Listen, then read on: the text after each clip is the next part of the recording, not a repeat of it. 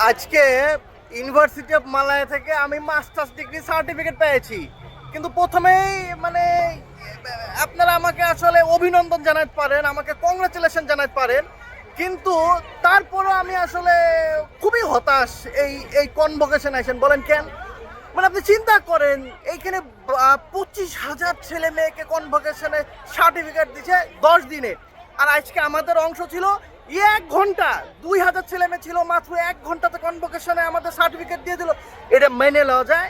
মানে কনভোকেশন হবে 5 বছর পর পর একবার, আমাদের বাংলাদেশে যেরকম রাজশাহী বিশ্ববিদ্যালয় 5 বছর পর পর একবার করে কনভোকেশন হবে, তার ভিতরে আবার 6বার ডেট চেঞ্জ করবে।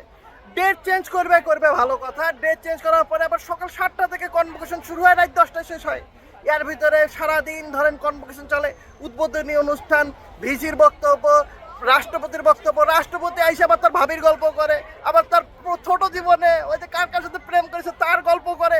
মানে ধরেন একটা গল্পের আসর বসে যায় কনভোকেশনের ভিতরে, বুঝতে পেরেছেন? কেউ জোকস বলে, হ্যাঁ মানে ভয়, মানে কি যে ভালো লাগে ওগুলো দেখে।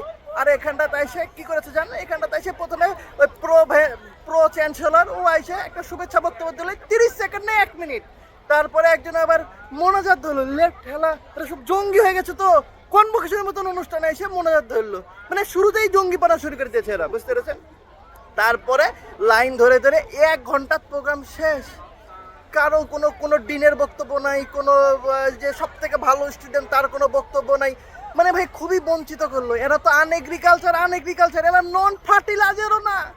মানে কি যে এক ভয়ঙ্কর। আমি অস্ট্রেলিয়া থেকে আসছি, মনে করছি যে সারাদিন ব্যাপী কনভোকেশন হবে, দুপুরবেলা বাংলাদেশের মতন ধরেন চিকেন মাটন দিয়ে একটা বিরিয়ানি দিবে, তারপরে বিকালবেলা একটা কনসার্ট হবে স্টেডিয়ামে।